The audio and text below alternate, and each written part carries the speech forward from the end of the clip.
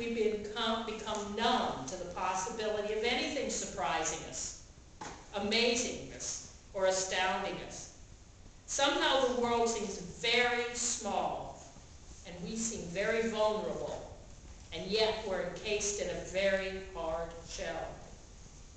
The readings for today can help serve as a corrective to our sense that we're on our own, and perhaps God really is no longer with us.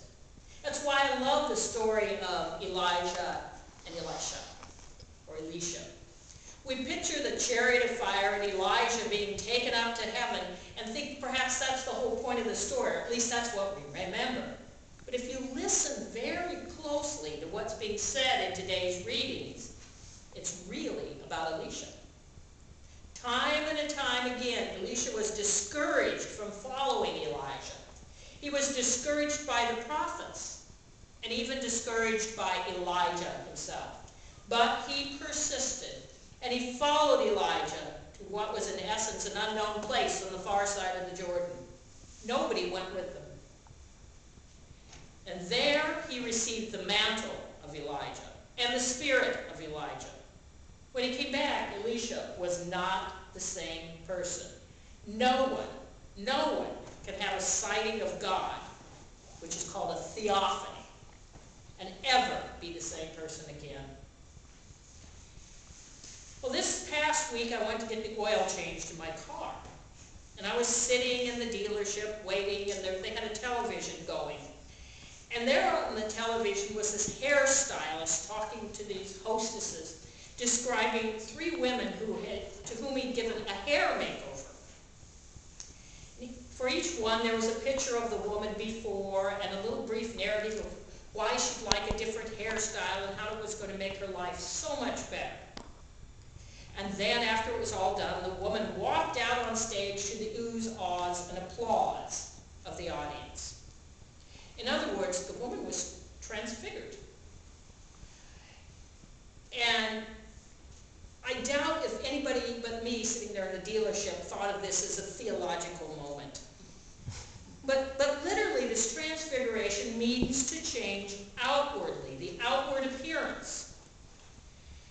I think, though, to call today's readings a description of outward changes, it misses the whole point. It's not outward changes we're talking about here. In the New Testament, we have the all too familiar story of the Transfiguration. It's in every gospel. I think sometimes we know it so well, we don't think about it, or we don't know it at all. What really happened up there on the mountain? Haven't you heard that before? What really happened?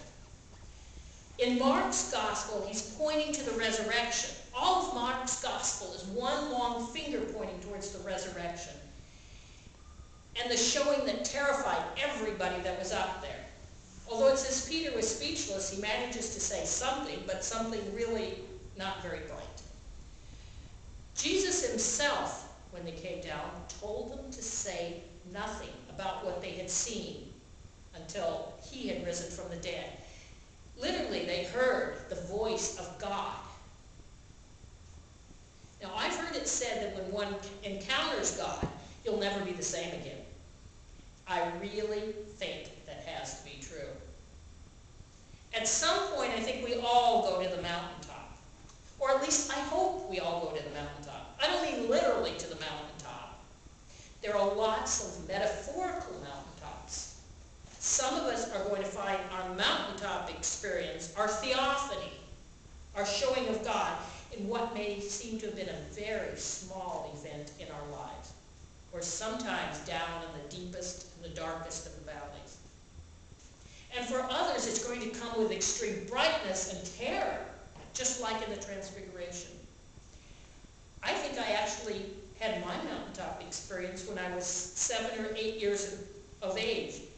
And it wasn't with any blinding flash of light, and it wasn't frightening. In fact, as I recall, it was in the hallway of my elementary school. And it wasn't until years later I realized what it was.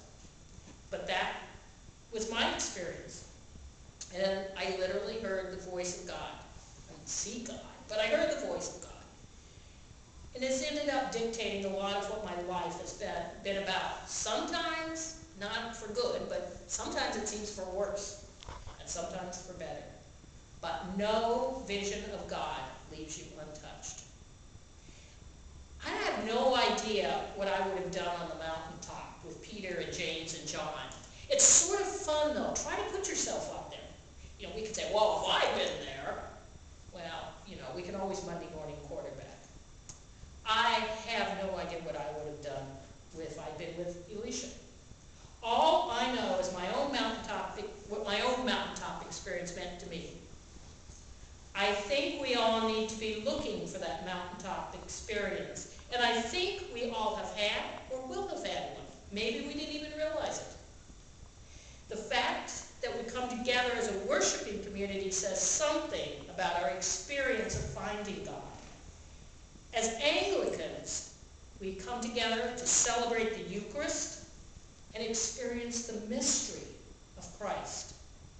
And when we leave, every Sunday we're told to go in peace to love and serve the world. We may find God as individuals, but it's crucial that we work together as a community. Christianity is a community, and Christianity is not us as individuals. So it's essential we experience God in community. Remember, Jesus did not go alone to the mountaintop.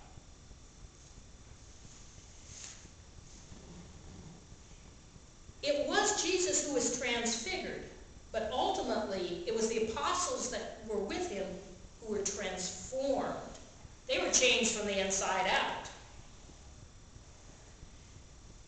Hopefully, that also is what's going to happen to us.